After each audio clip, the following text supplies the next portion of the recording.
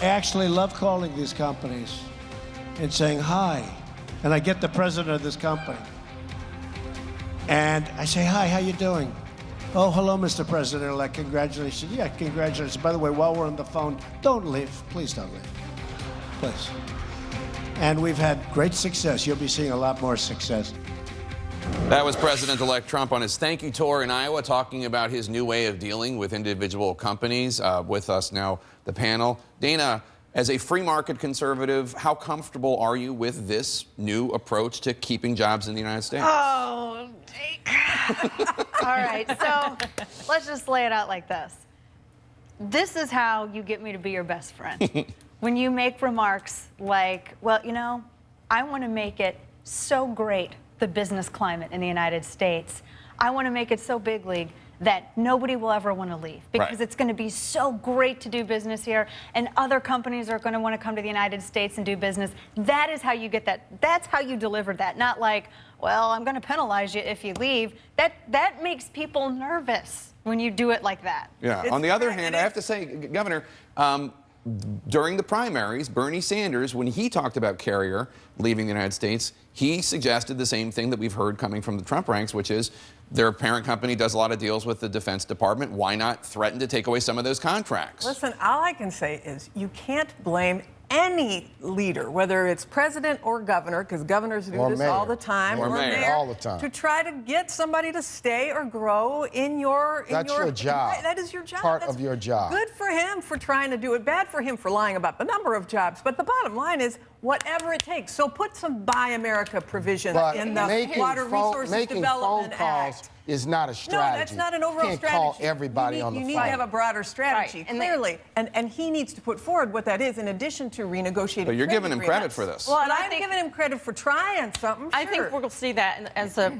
result of the Carrier deal. We'll see a more uniform policy dealing with corporations and keeping jobs here. But this is part of his, when he ran on keeping jobs here, making the work environment better for American workers. And whether it is a stick with providing tariffs on businesses or a carrot by providing tax incentives, the end result is keeping jobs here. Here's a problem. Tax increase from 35 to 15%. I mean, that's huge. Businesses see that, they're like, oh my gosh, that sounds like jobs being created. He overstated the benefits, and those workers that remain are still subject to layoff by automation.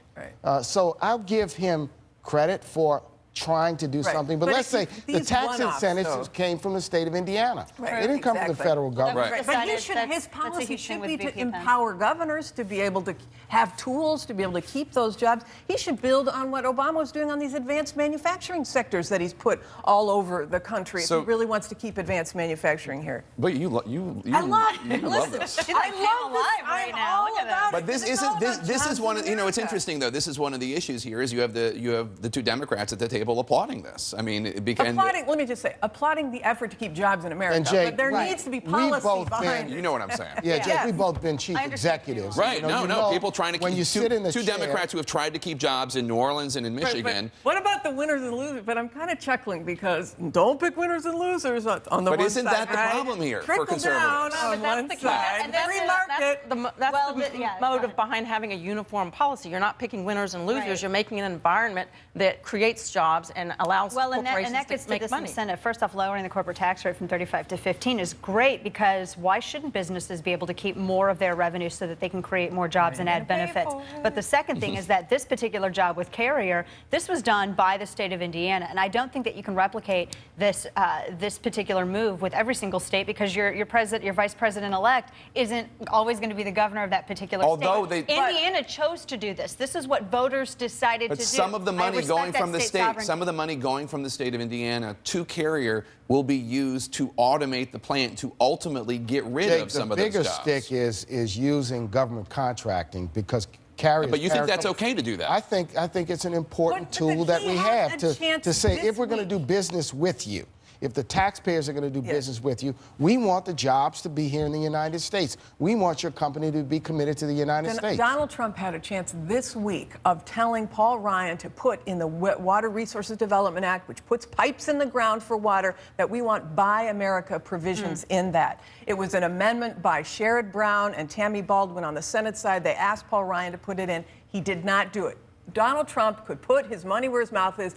Ask Congress now to put Buy America provisions in the Water Resources. Direct address to camera. I'm just saying, right to Donald, because I know he's watching. I want to see these sorts of incentives be utilized in other states the way Indiana voters and the governor of Indiana chose to do this. And then after this, then they can get to national reciprocity. But this is interesting. Then I'll be super happy. This is what just happened here is interesting because one of the things that conservatives complained about Donald Trump during the primaries, conservatives such as you, Dana, is Donald Trump in some ways is a Democrat, a populist Democrat. Obviously, not in every way, but I mean, here we have an example of it, and it's very interesting. It involves being an active chief executive and using the powers of your office. And I would gather that other presidents have made calls; they just didn't tweet it out. Very interesting. We have to go right now. Oh, come on! You made your direct address to Congress to the president, to Donald Trump himself.